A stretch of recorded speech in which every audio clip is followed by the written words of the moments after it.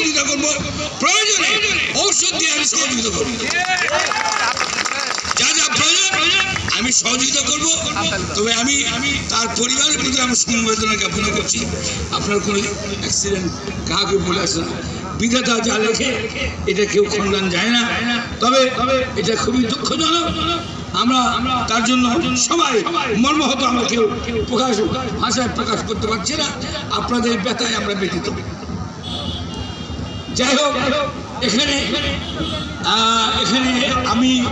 আমি আসতে পেরে খুব আমি আনন্দিত এবং আমি গর্বিত মনে করছি। কিন্তু এই আমাদের আসতে এসে যে ভাষায় কথা বলবো, যে এই যে চর কথা বলবো, আরো অনেক কিছু, মায়ের মুখে অনেক ব্যথা আছে, অনেক কিছু বলার আছে, সেটা আমি বলতে পারছি না। তবে একটু বলছি, মাহবুব সাহেব যেটা বলছেন, আপনারা কি করেছেন রাস্তাঘাটের জন্য? এই যে সামান্য যেটুকু আছে, এই যে খাত হতে, এটা কিন্তু স্থানীয় সরকারের নেতারাই করতে পারে না, মেম্বার চেয়ারম্যানরাই করতে পারে। ও এখানে তুলাল সাহেব আছেন, আমাদের ভাইস চেয়ারম্যান, আমার অনুসহযোগিতা দুলাল মহন্ত আছেন, এখানে আপনারাই করতে পারেন। হ্যাঁ, একটা কথা, মেইন রাস্তা এখানে আপনারা বলেছেন, এখানে নেতৃত্ব আমাকে বলেছেন, এটা প্রাণের দাবি।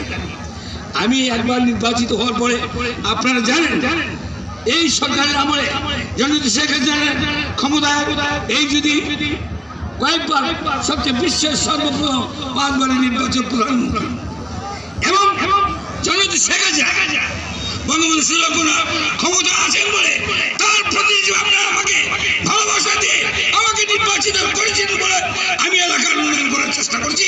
40 বছর সেই উন্নয়ন হয়নি। রাস্তাঘাট, আর্থসামাজিক, স্কুল, কলেজ সমস্ত চেষ্টা করেছি, আমাকে জনপ্রতি সহযোগিতা করেছেন। একটা বাকি আছে, অতীত আমার 2018 নির্বাচন গণেশ পড়ে গেল, আপনারা দিয়েছেন আপনার 3 নম্বর ভাটা ইউনিয়নে, আপনার সম্মানিত ভোটার কিন্তু আমাকে নির্বাচিত করেছেন, আমাকে ভোট দিয়েছেন, আমি আপনাদের কাছে কৃতজ্ঞ। কিন্তু শেষ পর্যন্ত বিজয়ী হতে পেরেছি না।